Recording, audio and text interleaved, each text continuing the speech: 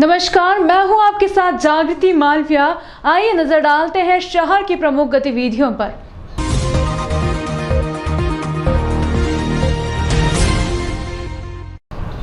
लोगों के रुपए दोगुना करने और नोटों की बारिश कर रातों रात लखपति बनाने का लालच देकर लोगों को ठगने वाले तांत्रिक बाबा को पुलिस ने गिरफ्तार कर लिया है।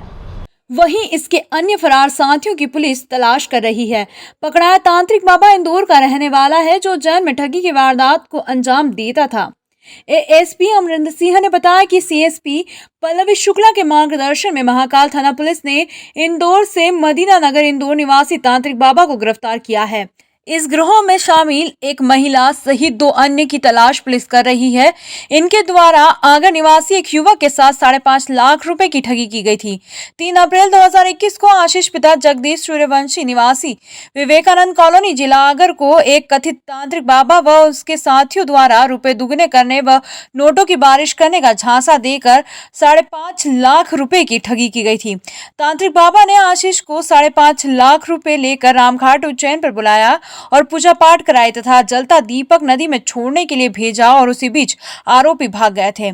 आशीष ने तांत्रिक बाबा और उसके साथियों द्वारा की गई ठगी की शिकायत महाकाल थाने में दर्ज करवाई थी, जिस पर पुलिस ने अपराध क्रमांक 182/21 धारा 420 व 34 भादवी के तहत अज्ञात तांत्रिक बाबा सहित उसके अन्य साथी के विरुद्ध प्रकरण कायम कर विवेचना में लिया गया। विवेचना के दौरान इस घटना में तांत्रिक बाबा इंदौर व उसके साथी उन्हेल व हरदा निवासी होना सामने आया था। इस मामले में कथित तांत्रिक बाबा और उसके साथियों को गिरफ्तार करने के लिए पुलिस ने साइबर टीम की मदद ली। उसी का नतीजा है कि पुलिस ने मोबाइल लोकेशन व अन्य जानकारियों के आधार पर कथित तांत्रिक बाबा को गिरफ्तार करने में सफलता हासिल कर ली है। अब इनके फरार साथियों की तलाश की जा रही है। पूजा पाठ के नाम पर धन वर्षा कराने को नाम पर एक बड़ी धोखाधड़ी हुई थी और इसमें 5.5 लाख रुपए की धोखाधड़ी की गई थी। झांसा देते हुए कुछ तंत्र मंत्र के नाम पर से पैसा ले लिए गए थे। इस पूरे टीम को पर्दाफाश करने में महाकाल पुलिस को एक बड़ी सफलता मिली है। इसका जो मुख्य मास्टरमाइंड जो षड्यंत्रकारी है, ठगी करने वाला व्यक्ति है, बाबा उर्फ मुबारक, उसको गिरफ्तार किया गया है। और इसने न केवल उज्जैन में बल्कि इसने भोपाल में भी घटनाएं की हैं, कुछ गुजरात में भी इस प्रकार की घटनाएं की हैं। इसके अन्य साथियों को भी गिरफ्तार किया गया है। इसके कब्जे से नगद राशि, इसके अलावा 4-5 सिम और मोबाइल नंबर, और इसके अलावा इसकी जो मोटरसाइकिल को भी जब्त किया गया है। उल्लेखनीय बात इसमें यह है कि ये अपने आप को प्रतिरूपित करता था, इम्पर्सोनेशन करते हुए एक कोई चैनल का अपने पास में कार्ड भी रखता था ताकि लोग संदेह न कर पाएँ, अपने आप को पहचान स्थापित करने के लिए। इस संबंध में भी जांच की जा रही है। अगर इसमें कोई ये फर्जीवाड़ा पाया जाएगा तो उसके विरुद्ध भी एक अलग से भी एफआईआर दर्ज की जाएगी। पोहा फैक्ट्री में हुए कांड को लेकर षड्यंत्र रचे जाने का आरोप लगाते हुए निष्पक्ष जांच की मांग की है। पोहा फैक्ट्री परिसर के कमरे में माला नाम की महिला बंधक मिली थी। उसके हाथ पैर बंधे थे और मुंह में कपड़ा ठूसा था। माला ने पुलिस को बताया था कि वह लघु शंका के लिए घर से बाहर निकली थी और इसी बीच किसी ने पीछे से उसका मुंह दबा दिया। इसके बाद उसे होश नहीं था। महिला ने ही अपने एक परिचित को मोबाइल मैसेज कर खुद के बंधक बनाने की जानकारी दी थी। महिला को फैक्ट्री परिसर के ही एक कमरे से पुलिस ने बरामद किया था। पेचीदगी भरे इस मामले में पुलिस अज्ञात आरोपी के खिलाफ प्रकरण दर्ज कर जांच कर ही रही थी कि फैक्ट्री संचालक भरत उर्फ बंटी बिंदल के समर्थन में व्यापारी एसपी सत्येंद्र कुमार शुक्ल से मिले। उन्होंने इस एसपी को बताया कि मीडिया के कुछ लोग महिला के साथ मिलकर फैक्ट्री संचालक के खिलाफ साजिश रचने का आरोप लगाया। प्रतिनिधि मंडल के साथ भरत बिंदल उर्फ बंटी भी साथ थे। मीडिया से बात करते हुए पोहा व्यापारी एसोसिएशन के प्रदेश महासचिव सुदर्शन गोयल ने बताया कि कतिपय मीडिया कर्मी महिला के साथ मिलकर षड्यंत्र रच रहे हैं। एसपी से निष्पक्ष जांच की मांग की है। जिन बंटी पर आरोप लगाया जा रहा है वह तो बीमार होकर घर पर ही उपचार ले रहे हैं। भरत उर्फ बंटी ने बताया कि महिला और उसके साथी उन्हें ब्लैकमेल कर रहे हैं। उन्होंने महिला को कमरा खाली करने को बोला था। इसके बाद से वह षड्यंत्र रच रही है। वो इन्हें दिन रात अपन को परेशान कर रही थी, तो अपन ने उसको निकालने की थी कि आप कमरा खाली कर दो, तो उसने षड्यंत्र रचा है। और इसमें पत्रकार भी कुछ इन्हें शामिल थे। उनने इन्हें उसका नाम किया, हमको परेशान करा और इन्हें नई नई कहानी रोज रचती रही। कौन पत्रकार थे, क्या नाम था उनका? नाम तो इन्हें उसका नाम का नहीं जानते हैं, पर उसका नाम का फ़ोन आते रहे, उनके अपन संदिष्ट में नहीं के पा रहे हैं। कितने पत्रकार थे? 3-4। और क्या चाह रहे थे आपसे? कि भैया इस मैटर को आप देख लो, क्या मैटर है। कुछ डिमांड वगैरह भी करी आपसे? नहीं, कुछ भी नहीं। आपने किस तरह के आरोप लगाए थे आप? उसने बांध के इन्हें किडनैप का आरोप लगा। उसी प्रकरण में उनके द्वारा ये व्यापारियों के संगठनों के द्वारा ये कहा गया था कि ये मामला कुछ उनकी तरफ के जो तथ्य हैं वो प्रस्तुत किए हैं। उनका कहना है कि ये मूलतः विवाद, जो व्यापारिक विवाद है, जिसको दूसरा रूप दिए जाने की कोशिश की जा रही है। हमने उनका भी ये जो अभ्यावेदन है वो सामने ले लिया है और उसको भी हम इन्वेस्टिगेशन में शामिल कर रहे हैं और समस्त पहलुओं पर जांच करी जा रही है और जांच के पश्चात जो स्थिति स्पष्ट होगी अगली कार्रवाई की। व्यापारियों ने कुछ पत्रकारों के ऊपर आरोप लगा है, तो हाँ, किस तरह की कार्रवाई उनके ऊपर? उसमें भी नाम आए हैं, कुछ अपने आपके मीडिया के लोगों के भी कुछ नाम सामने आए हैं। मैंने कहा जैसे कि वो सभी समस्त तथ्यों को हमने इन्वेस्टिगेशन में लिया है जो उनकी तरफ से कहे गए हैं और पूरी स्थिति पूरे इन्वेस्टिगेशन के बाद स्पष्ट हो पाएगी और जैसे ही स्पष्ट होगी उसके आधार पर अगली कार्रवाई करेंगे। तो मीडिया के नाम पे खबर अभी पकड़ाया, उसके बाद भी कोई राष्ट्रीय चैनल का कार्ड मिला है, तो इस तरह के कई चीज़ें सामने देखने को मिली, तो किस तरह की कार्रवाई आप करेंगे? नहीं, देखिए इस तरह का जो है आप लोग को भी इसमें सोचना पड़ेगा क्योंकि मीडिया के ही लोगों का नाम इसमें आ रहा है, तो हमको ये तय करना पड़ेगा कि सही मीडिया कर्मी कौन है, सही पत्रकार कौन है। ये आपके जो पत्रकार संगठन है इनको भी सामने आना पड़ेगा। जहाँ तक पुलिस कार्रवाई का प्रश्न है, हम उसमें अगर कोई तथ्य आते हैं तो हम कार्रवाई करेंगे। जिला कलेक्टर कार्यालय के बाहर किसानों ने अपनी विभिन्न मांगों को लेकर धरना प्रदर्शन करते हुए प्रधानमंत्री नरेंद्र मोदी के नाम ज्ञापन दिया है। कोठी पैलेस स्थित जिला कलेक्टर कार्यालय के बाहर भारतीय किसान संघ के आह्वान पर आज किसानों ने पहले तो धरना प्रदर्शन किया और अपनी मांगों को पूरा किए जाने की बात कहते हुए उन्होंने प्रधानमंत्री के नाम जिला कलेक्टर को ज्ञापन सौंपा। इस दौरान भारतीय किसान संघ की नवीन कार्यकारिणी के सभी सदस्य भी धरना प्रदर्शन में शामिल हुए। जिला अध्यक्ष दशरथ पंड्या ने मामले की जानकारी देते हुए बताया कि प्रधानमंत्री कार्यालय से पत्रों की पावती अवश्य मिलती थी, जो कि पिछले 2 वर्षों से नहीं मिली है। केंद्र सरकार द्वारा अलग अलग प्रकार की कई योजनाएं भी चलाई जा रही है, परंतु मुख्य विषय जो किसानों में अशांति का कारण बना हुआ है वह यह है कि किसानों की उपज का लाभकारी मूल्य उन्हें नहीं मिल पा रहा है। इसी के साथ कई मांगों की ओर किसान संघ के पदाधिकारियों और जिला अध्यक्ष ने जिला कलेक्टर का ध्यान आकर्षण कराते हुए प्रधानमंत्री नरेंद्र मोदी के नाम ज्ञापन सौंपा और जल्द से जल्द किसानों की समस्याओं को दूर करने की मांग की। इस दौरान बड़ी संख्या में किसान और किसान संघ के पदाधिकारी मौजूद थे। लागत के आधार पर लाभकारी मूल्यों को लेकर धरना दिया गया है सभी जिला स्तरों पर और किसान को जो आज एमएसपी जो मिल रही है उसमें लागत भी नहीं निकल पा रही है, इसलिए सभी किसानों की मांग है कि लागत के आधार पर लाभकारी मूल्य चाहिए। उज्जैन में उड्डयन मंत्रालय 72 सीटर विमान और एयरबस विमान को उड़ाने की तैयारियों में लगी है। उसके लिए 459 एकड़ जमीन की आवश्यकता होगी, जिसको लेकर ज्योतिरादित्य सिंधिया ने मुख्यमंत्री को पत्र लिखकर 200 करोड़ की मांग की है। पेश है सिटी चैनल की विशेष रिपोर्ट। उज्जैन एयरपोर्ट का मास्टर प्लान तैयार किया गया है। फेज 1 में 252 एकड़ जमीन का अधिग्रहण होगा। वहीं फेज 2 में एयरबस विमान की लैंडिंग के लिए 207 एकड़ जमीन की आवश्यकता होगी। महाकाल की शाही सवारी में सोमवार को पालकी पूजा करने आए केंद्रीय नागरिक उड्डयन मंत्री ज्योतिरादित्य सिंधिया ने दिल्ली लौटते ही उज्जैन में एयरपोर्ट की कवायद तेज कर दी है। केंद्रीय मंत्री सिंधिया ने मुख्यमंत्री को पत्र लिखकर एयरपोर्ट विस्तार के लिए 200 करोड़ रुपए खर्च करने को कहा है। इस संबंध में एयरपोर्ट अथॉरिटी ऑफ इंडिया ने सर्वे भी कर लिया है। उज्जैन में पहले चरण में ATR 72 यानी 72 सीटर विमान चलाया जाएगा। इसके लिए 252 एकड़ जमीन की आवश्यकता होगी। इसके बाद यहां एयरबस भी चलाई जाएगी। यह उज्जैन एयरपोर्ट के लिए तैयार मास्टर प्लान के फेज 2 की योजना है। इसके लिए एयरपोर्ट को 207 एकड़ अतिरिक्त जमीन की आवश्यकता होगी। सिंधिया ने पहले फेज के लिए मुख्यमंत्री से जमीन उपलब्ध कराने के साथ 200 करोड़ रुपए की मांग की है। पहले फेज में ही इस प्रोजेक्ट में उज्जैन देवास राजमार्ग और उसके पूर्व में सड़क का डायवर्जन भी होना है। यह जमीन फिलहाल मध्य प्रदेश सरकार के नियंत्रण में है। अभी यह है हवाई पट्टी की स्थिति। उज्जैन देवास रोड पर दताना मताना हवाई पट्टी बनी है। यहाँ अभी छोटे विमान और हेलीकॉप्टर लैंड कर पाते हैं। हवाई पट्टी की 95 एकड़ जमीन उपलब्ध है। यहाँ का रनवे कोडे यानी प्रशिक्षण विमान संचालन के लिए तो उपयुक्त है, लेकिन फ्लाइट की लैंडिंग नहीं हो सकती। उज्जैन के सबसे नजदीक इंदौर एयरपोर्ट 42 एयर माइल दूर है, जबकि सड़क से यह दूरी 56 किलोमीटर है। इसलिए यहाँ एयरपोर्ट विकास की संभावनाएं हैं। उज्जैन पर्यटन दृष्टि से महत्वपूर्ण स्थान रहता है। राज्य सरकार 700 करोड़ रुपए खर्च कर महाकाल परियोजना का विस्तार दे रही है। 2028 में यहाँ सिंहस्थ का आयोजन होना है। उसमें देश विदेश से आने वाले श्रद्धालु सीधे उज्जैन में उतर सकेंगे। उज्जैन में जल्द ही उद्योग बढ़ेंगे, उनके लिए भी एयरपोर्ट जरूरी है। इससे देवास इंडस्ट्रियल एरिया को भी मदद मिलेगी। दूसरी ओर इंदौर एयरपोर्ट पर अभी 52 उड़ानों का संचालन हो रहा है।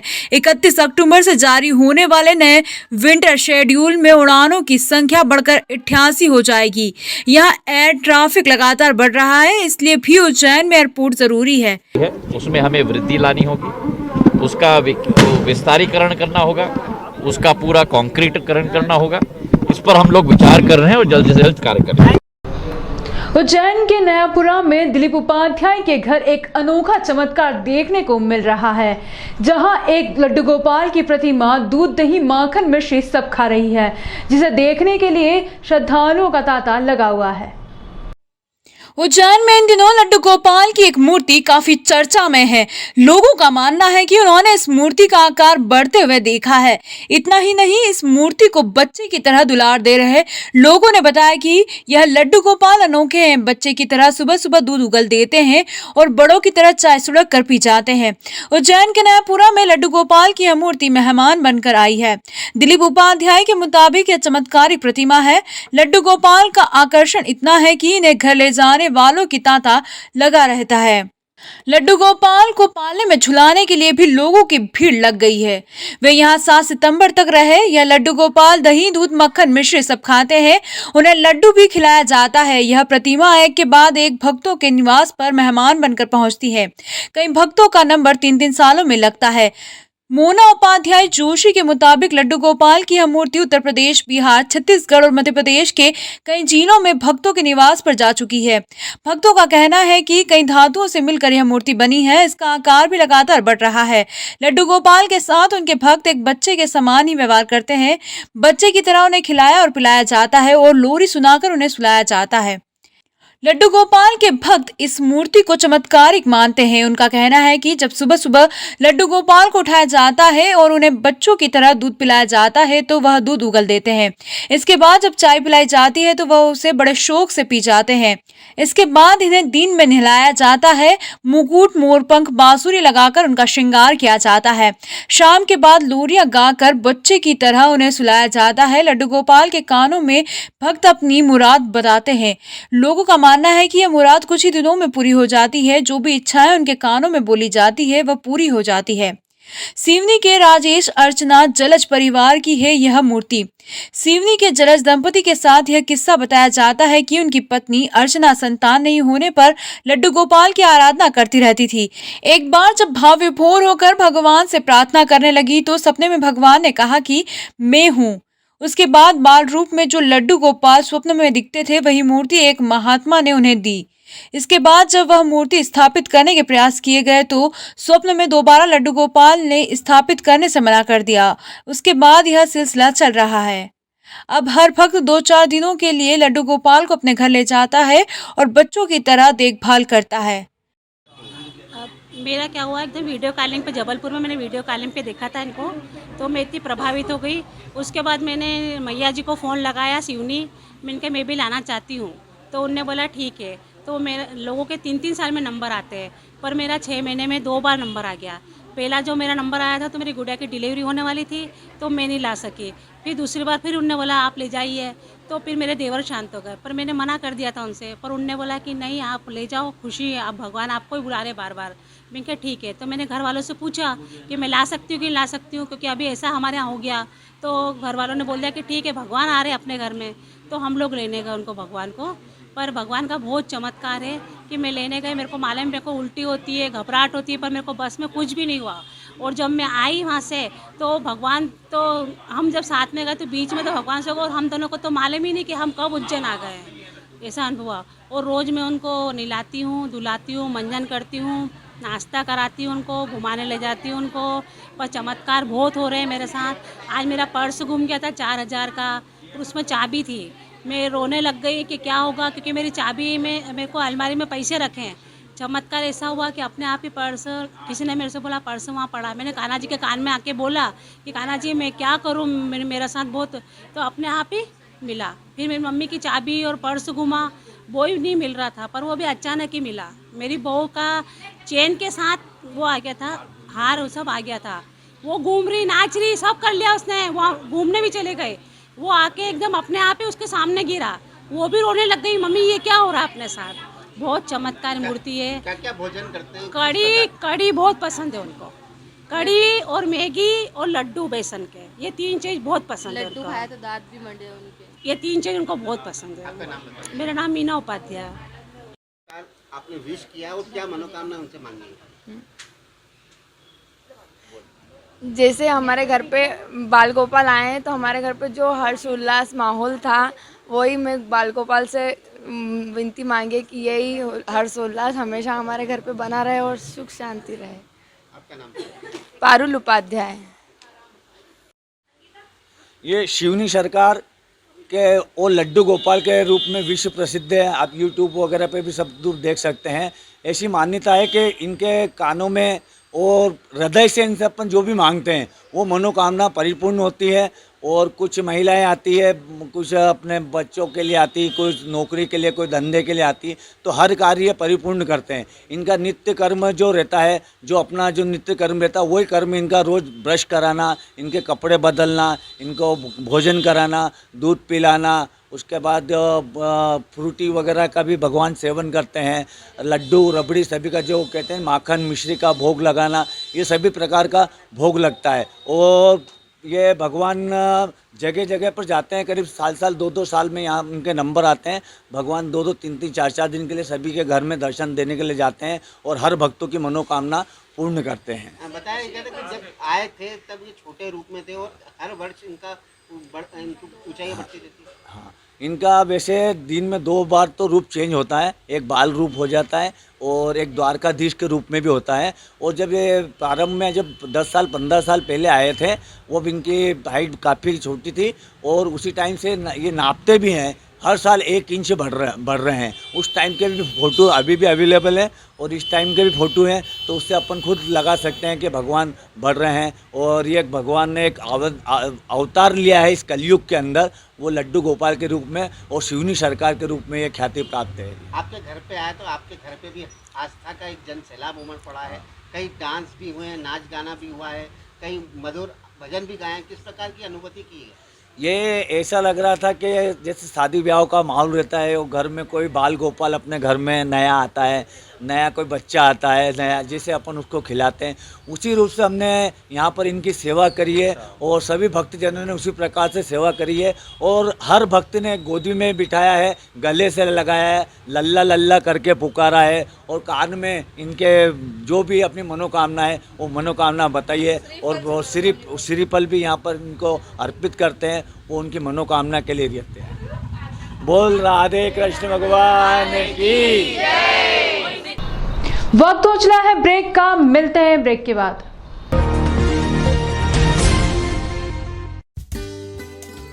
Hargobind health care centre doctor Manoj Kumar Agarwal द्वारा आविष्कारित आयुर्वेदिक दवाएं जैसे शुगर, गठिया, सफेद दाग जैसी बीमारियों का उपचार किया जाता है। शुगर की दवा में अंग्रेजी दवा तथा इंसुलिन पहले दिन से बंद कर दी जाती है। कई पेशेंट्स की शुगर खत्म भी हो जाती है, मगर इसकी कोई गारंटी नहीं ली जाती। शुगर को कंट्रोल में रखती है। शुगर की दवा आजीवन चलती है। शुगर की आयुर्वेदिक दवा में आलू, चावल, खटाई एवं मीठे का परहेज आवश्यक है। शुगर की दवा यूएसए, कनाडा के लैब से टेस्टेड है और देश विदेश में भी भेजी जाती है। इस आयुर्वेदिक दवा का किसी भी प्रकार का साइड इफेक्ट नहीं है और मात्र 3 से 4 दिनों में इस आयुर्वेदिक दवा से मरीज को फायदा मिलता है। इसके अलावा किडनी, लीवर, अस्थमा, माइग्रेन, मोटापा, वजन बढ़ना, चेहरे की सुंदरता, बालों का झड़ना, लकवा, सेक्स समस्या, शराब छुड़वाना और साइटिका जैसी बीमारियों का इलाज भी होता है। अगर आप भी ऐसी किसी बीमारी से परेशान हैं तो याद रखिए हमारा पता। Hargobind health care centre, NZ 8 Shubham corporate, पहली मंजिल सपना संगीता के पास, इंडसइंड बैंक के ऊपर इंदौर।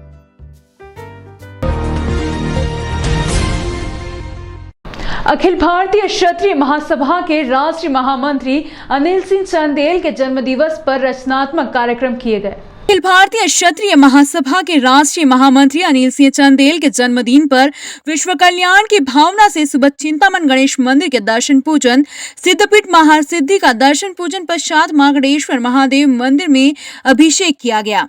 दोपहर में महाराणा प्रताप सहकारी साख संस्था के संस्थापक चंदेल के जन्मदिन के अवसर पर साधारण सभा आयोजित की गई, जिसमें विशेष अतिथि के रूप में एडिशनल एसपी अमरेंद्र सिंह उपस्थित थे। कार्यक्रम की अध्यक्षता दैनिक अग्निपथ के प्रधान संपादक अर्जुन सिंह चंदेल ने की। इस अवसर पर अतिथि गणों ने संस्था सदस्यों का शाल श्रीफल तथा पुष्पमालाओं से अभिनंदन किया। संस्था ने अपने संस्थापक चंदेल का शाल श्रीफल तथा पुष्पमाला से स्वागत कर अभिनंदन किया। दोपहर उपरांत नीलगंगा क्षेत्र में स्थित अखिल भारतीय अखाड़ा परिषद जूना अखाड़ा के महंत देवगिरी महाराज के सानिध्य में पौधारोपण किया गया। शाम को राजनीतिक संगठन के पदाधिकारी गण एवं कई सामाजिक संगठनों द्वारा विधायक पारस जैन, पूर्व विधायक राजेंद्र भारती, पूर्व विधायक वीरेंद्र सिंह सिसोदिया तथा नारायण सिंह भाटी की उपस्थिति में चंदेल का शाल श्रीफल तथा पुष्पमाला से स्वागत कर अभिनंदन किया गया। इस अवसर पर अखिल भारतीय क्षत्रिय महासभा के पदाधिकारी ठाकुर हरदयाल सिंह, एडवोकेट द्रुपद सिंह पवार, राजेंद्र सिंह राठौर, चंदर सिंह भाटी, जितेंद्र सिंह सोनगरा, नरेंद्र सिंह सोलंकी, अर्जुन सिंह सिकरवार, अनिल सिंह राजपूत, प्रकाश सिंह परिहार, वीरेंद्र सिंह पवार, अभिषेक सिंह बेस, राजेंद्र सिंह दीक्षित, नितिन सिंह कुशवाहा, लाखन सिंह असावत, कृष्णपाल सिंह सोनगरा, मलखान सिंह दीक्षित, अंतर सिंह चौहान, अरुण सिंह डोडिया, आनंद सिंह खींची आदि मुख्य रूप से उपस्थित थे। लोकप्रिय लोग यूं ही नहीं जाते मंदिरों में पूजा करने। श्री आनंद सिंह की खींची साहब अपने साथियों सहित गर्मजोशी से माननीय श्री चंदेल साहब का स्वागत है।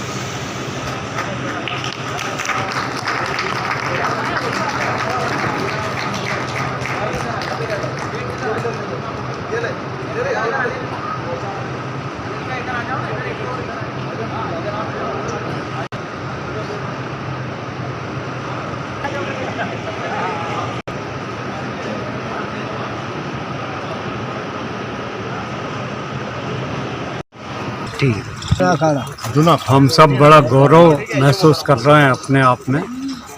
अखाड़ा परिषद के परिसर में वृक्षारोपण गुरु जी के सानिध्य में करा हम सब लोगों ने, और गुरु जी का आशीर्वाद मिला हमें। सबसे बड़ी बात यह रही, आज मेरा जन्मदिन सार्थक हो गया है। दिन भर के कार्यक्रमों की श्रृंखला में सबसे ये रचनात्मक कार्यक्रम रहा पौधारोपण का। गुरु जी के आशीर्वाद से, इनका आशीर्वाद जिंदगी में हमें सदैव मिलता रहे, यही मैं प्रभु से कामना करता हूँ। अखिल भारतीय क्षत्रिय महासभा के राष्ट्रीय महामंत्री और उनके प्रेरणा स्रोत हमारे सबके राजपूत समाज के गौरव माननीय श्री अनिल सिंह चंदेल साहब का जन्मदिवस अखिल भारतीय क्षत्रिय महासभा द्वारा अलग अलग स्थानों पर मनाया जा रहा है। उसी कड़ी में जूना अखाड़ा के हमारे अखाड़ा परिषद के मांडलिक परिसर में आज वृक्षारोपण, क्योंकि आज भाई साहब का 66वां जन्मदिवस है, और 66 पौधों के साथ में युवा विंग क्षत्रिय महासभा ने पौधे लगा करके मनाने का प्रयास किया है। मैं बाबा महाकाल से प्रार्थना करता हूँ कि उनका मार्गदर्शन लगातार समाज को दिशा प्रदान करता रहे, उनका मार्गदर्शन लगातार सभी को मिलता रहे और महाकाल की कृपा उन पर बनी रहे। उनके जन्मदिवस के अवसर पर मैं अपनी ओर से बहुत बहुत शुभकामनाएं प्रेषित करता। यह थी शहर की प्रमुख गतिविधियां। इस अंक में फिलहाल इतना ही। अगले अंक में फिर मुलाकात होगी, तब तक के लिए नमस्कार।